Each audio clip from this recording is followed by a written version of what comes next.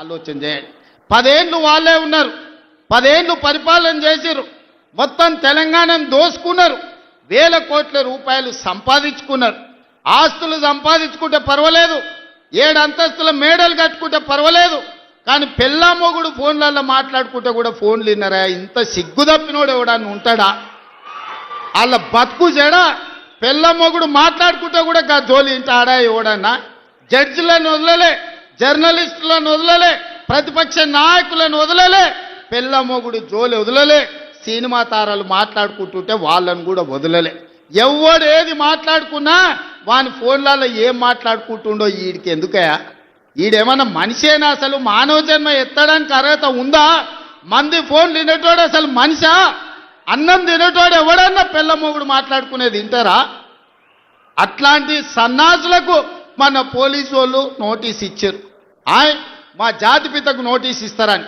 ఎవరికిరా నువ్వు జాతిపితవు? ఎవడు నీ జాతి? వినోద్రావు నీ జాత? ఎర్రబల్లి దయాకరావు నీ జాత? కుక్కడపల్లి కృష్ణారావు గారు నీ జాత?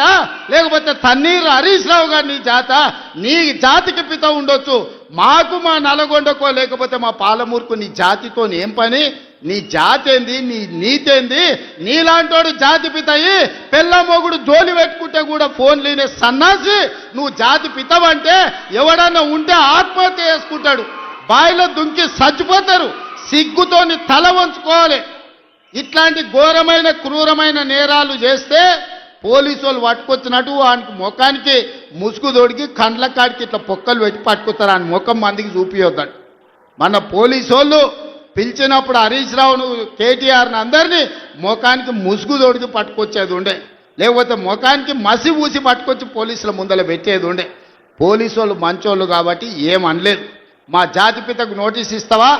మా జాతిపితకు నోటీస్ ఇస్తే తెలంగాణ సమాజానికి అందించినట్టే అంటాడు. అట్లనే అనుకుందాం. వీళ్ళ మీకు నోటీస్ ఇస్తే తెలంగాణ సమాజానికి ఇచ్చినట్టే అంటున్నావు కదా.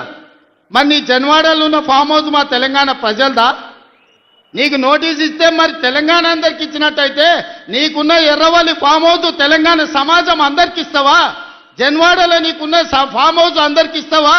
మొయినాబాద్లో హరీష్ రావుకున్న ఫామ్ హౌస్లో అందరినీ రాణిస్తావా? మీ టీవీలు మీ పేపర్లు మాకు ఇస్తావా? వేల కోట్ల రూపాయలు తెలంగాణను కొల్లగొట్టిన దాంట్లో తెలంగాణ నిరుద్యోగులకేమని ఇస్తావా? ఎమ్మెల్యేలు, ఎమ్మెల్సీలు, రాజ్యసభలు, లోక్సభలు, మంత్రులు, ముఖ్యమంత్రి అన్ని మీరే తీసుకున్నావు. తెలంగాణ సమాజానికి ఇచ్చినవా? ఒక్క శ్రీకాంతాచారి తెలంగాణ కోసం ప్రాణత్యాగం చేస్తే శంకరమ్మ ఎక్కడుందో కూడా తెలియదు వాళ్ళ తల్లికి. కనీసం మొట్టమొదట తెలంగాణ కోసం ప్రాణత్యాగం చేసుకున్న శ్రీకాంతాచారి తల్లి కూడా చిన్న బాధ్యత ఇవ్వకపోతివే. జాతిపిత అంటే ఎవరయ్యా అంటే తెలంగాణ కోసం సర్వం త్యాగం చేసిన ప్రొఫెసర్ జయశంకర్ జాతిపిత అవుతాడు. లేకపోతే ఆంధ్రప్రదేశ్లో పార్టీ చచ్చిపోయినా, తెలంగాణలో అధికారం కోల్పోయినా, కేంద్రంలో ప్రభుత్వం పోయినా పర్వాలేదు అని తెలంగాణ రాష్ట్రం ఇచ్చిన సోనియమ్మ తెలంగాణ తల్లి అయితే తప్ప నీలాంటి దోపిడీదారుడు, దొంగ, లుచ్చ నువ్వెట్లా జాతిపితమవుతావని నేను అడగదలుచుకున్న. మిర్యాలగూడ నుంచి సిగ్గులేని మాటలు మాట్లాడతారు. ఇవాళ చేసిన తప్పులకు తల వంచుకొని ముక్కు నేలకు రాయాలి. తెలంగాణ సమాజం ముందల తెలంగాణ సమాజాన్ని క్షమాపణ అడగాలే తప్ప ఇవాళ ఇంకా సిగ్గులేని మాటలు మాట్లాడుకుంటా బీఆర్ఎస్ వాళ్ళు తిరుగుతారు. ఇక ఈడ కూడా మీ దగ్గర ఒక ఆయన ఉన్నాడు, నక్క చిత్తుల భాస్కర్ రావు అని. ఎవడయా భాస్కర్ రావు? ఎవడు? జానారెడ్డి చెప్పులు మోసినోడు కాదా? జానారెడ్డి ఇంట్లో నీళ్ళ సీసాలు మోసినోడు కాదా? జానారెడ్డి నమ్మి కన్న కొడుకు తీయకుండా నక్క చిత్తుల భాస్కర్ రావు టికెట్ ఇస్తే కాంగ్రెస్ పార్టీ కార్యకర్తలు మీ రక్తాన్ని చెమటగా మార్చి మీరు భుజాల మీద మోసి మిర్యాలగూడ ఎమ్మెల్యేని చేస్తే మీ ఆత్మ గౌరవాన్ని తీసుకెళ్లి ఎర్రవల్లి ఫామ్ హౌస్లో కేసీఆర్ కాళ్ళకాడ తాకట్టు పెట్టినోడు ఇవాళ మళ్ళా మీ దగ్గరకు వస్తున్నాడు. గాయన మనకు నాయకుడు. ఒక్కసారి ఆలోచన చెయ్యండి. ఇవాళ ఈ నక్క చిత్తుల భాస్కర్ రావు ఇవాళ మనోళ్ళు నామినేషన్లు వేస్తే బెదిరిస్తున్నట మీరు వాపసు తీసుకోవాలని. చింతపండు అవుతుంది భాస్కర్ రావు, నువ్వు అనుకుంటున్నామేమో. ఈ వేదిక మీద ఉన్న మేము ఎవరం జానారెడ్డి లాగా పెద్ద మనసు ఉన్నోళ్ళం కాదు. చింతపండు అవుతుంది నువ్వు అనుకుంటున్నావో. నీ తెలివితేటలన్నీ కత్తిపెట్టు, పోతావు. మళ్ళా ఖమ్మం ఇట్లకెళ్ళ కూడా ఉండవు.